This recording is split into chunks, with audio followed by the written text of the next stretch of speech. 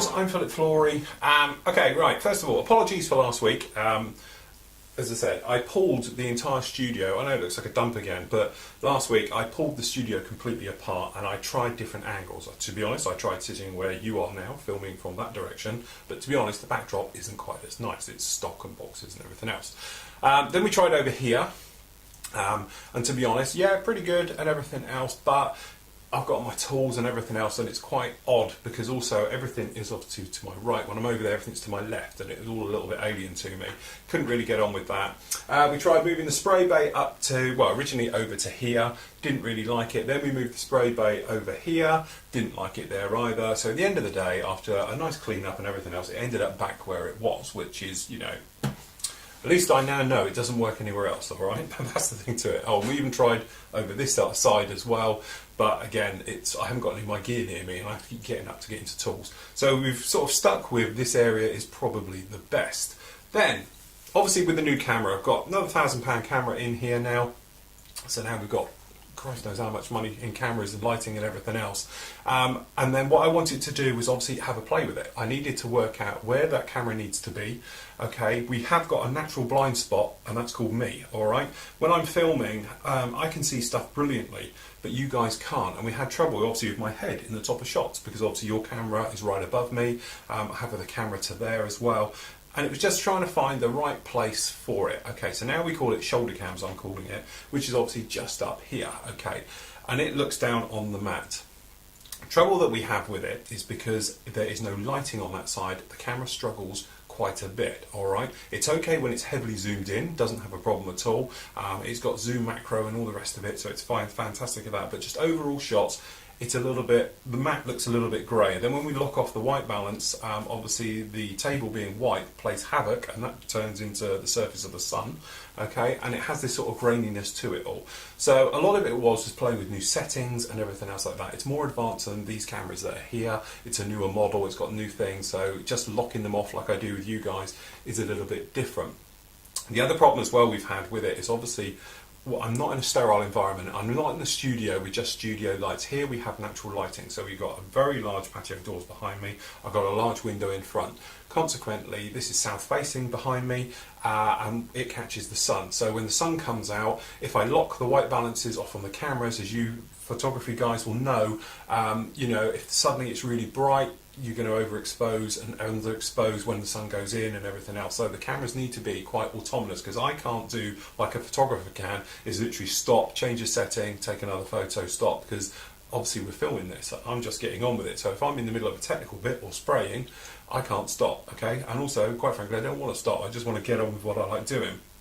So the idea was that the Reaper, which is what I started on Sunday, was literally just supposed to be a little bit of fun for me, so I can build something that's really, really quick, and then I can go upstairs, film half an hour, go upstairs, have a look at it, check the footage and think, right, camera's not quite in the right place. It needs to be over here. I come back down, I move the camera. I might adjust some of the settings as well, so forth and so on. Okay, but then I thought, well, look, you know, some of the guys are going to start to wonder what I'm up to. So I thought, well, look, I'll put it up on there, and it's basically unedited as well. It's not as edited as, obviously, like the F117 and everything else is, okay?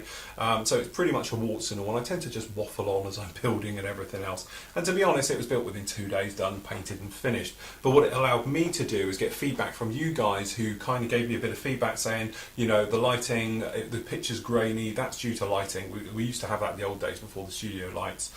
So really it was just finding a natural balance with it. So if you guys want to go ahead now and watch the F117, the last 2 parts of that are done with the new camera angles, okay, which are probably going to be the end result as well, especially on the last part, part 6, because that one will show you, you know, exactly what to expect with future builds. But what I didn't want to do is obviously get on with the new builds. We've got a massive great ship to take care of, which is quite a reason for this camera, a lot of it, because I can get a nice wide shot with it, but also the tank as well. I didn't want to be anything here and playing with settings, okay? So that was the idea with the Reaper. I know I panicked a lot of you, because a lot of you were saying, what happened to the Nighthawk and all the rest of it? The Nighthawk was sat here quite nicely, just being very patient, waiting really for final assembly and a little bit of painting work. That is finished now, okay. So basically what you've got now is the repo is a 4-part, sort of warts and all build and everything else. There's another part to come to that, by the way, guys, and it talks about me editing and how I do the photographing for it. So if you want to watch that, it'll be a nice one, because it pretty much, you know, ball to the walls with that one. It's no problem at all. F117 is completed now. We've got parts 5 and 6. Part 5 is up on the site now. Part 6 will go up on Monday's update. Great thing to work on. As you said, it when you paint black aircraft, the biggest secret is don't paint it black. Okay, never use XF1 or 100s or 057 in Vallejo, or I'm just trying to think of the other colours, all the other ones, alright? You avoid them like the plague. What you want to be using is very dark greys, rubber colour paints, grey, I think NATO black, I used a lot of NATO black on this, things like that. Or shade them out. Okay, so use black if you haven't got anything else, then add grey to it, and that way you get something like this, which is, you know, come along now, and it's given us this really dead flat finish. There's not a lot going on to this. As you see over on the overhead cam, we've got some shading all over it, but hopefully it's nice and sort of hidden away. It's nothing too bright, too stark, and that was the whole point to this one, is to try and give you a dead flat stealth looking aircraft by not using blacks, by using shades of black and going right the way through it. As I say, 5 and 6, they're the parts that are really going to show you to town on this one, and we talk about post shading with semi-glosses and things like that to give different tones and shades to really end up with something else like this. Great build, thoroughly enjoyed it. First time I've built this aircraft in a long time, because I did go through a spate of building quite a few of these. If you haven't built it, it's a lovely aircraft to work with, and it's so big as well. 148 in that scale, lovely looking thing. Still not as good a wingspan though as the Reaper, okay. But there we go, so really that was this week. Sorting all of those out, sorting out cameras, everything else, obviously your orders and everything else went out as well. But now we are totally clear. So the cameras are all sorted, the lighting's all sorted, and what we can do now, Monday basically I am on with the tank and the ship, going to do a bit each day, and we'll work through, so those will start to come up mid next week. Probably Tuesday, the first part of those will go up, and then we make our way through the actual builds with it. We've had some great updates up on the site. We've got to talk about it. Ross did the part 4 on his Fine Structures P51 Mustang. This is a fantastic kit. You know, the level of detail that's going in there, and obviously he's spoken about painting certain areas and not. I think he's got it down pat perfectly. It's going to look absolutely stunning, and that will be probably my model of the year. I know technically it's not a model because it's photo etch and what, yeah, but you know, for something, if you used to see that on the table, it will just look stunning and amazing. And really, okay, it's quite expensive. It's £300 if you want to buy it, but I think it's worth every single penny with that one. So congratulations to him, he's doing a magic job on that. Love following his work. Steve carried on the old recovery truck on the Thornycroft one. Again, beautiful work, nicely laid out, nice and clear. You can follow his builds completely, and no problem at all. If you're wondering about the builds and getting to them, if you watched last week's show, because it's all from the forum, you can see me darting around and showing you exactly how it goes in there. Dave's fire truck coming on, absolute treat. He's going to be working on the lights and sounds with that one as well. Again, lovely work. It's nice to see some civil stuff, because as I say, you can take ideas and inspiration, even if you're not into it, into military vehicles, into aircraft, into boats, whatever you're into. Great job like that. Jonas is working on the Vigan. Again, some stunning work coming through there for something, you know, as you say, Kitty Hawk had a little bit of flack from emails from you guys about them and some of their sort of gear and their ideas and things like that. But as you see, you put some work into it, you can get absolutely a fantastic model out of that.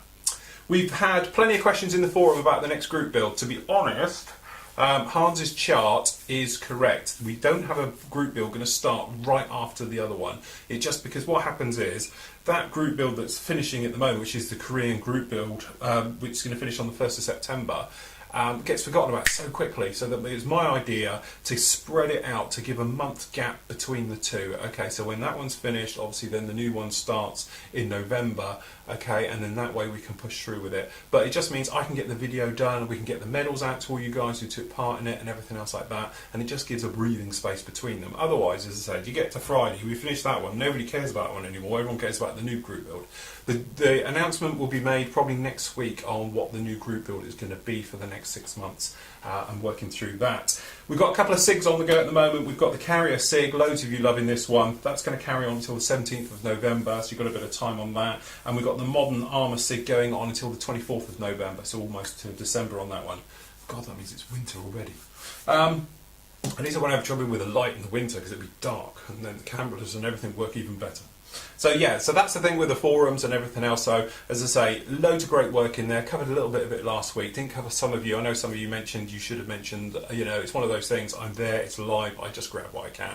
Okay. I will do a proper one from here, not so you're in there, and we'll put some of the pictures up on the screen and everything else like that. You seem to be loving the new format. I know the doubters in the early days were thinking I was mad with this one, but it's true because I'm sat here now Friday morning, and I videoed and built all week, and you know, you've had video up there every single day now for the last 2 weeks, which is more than I used to do before, because before you got a news show and a part of a video. Now you get video all the time and everything else, and it's so much easier for me because the videos are shorter, they don't take as much to do, they can just go up, and then it's just a constant upstream of video going up to the server. They get coded up there, and then I put them on the site, and everything flows really, really nicely.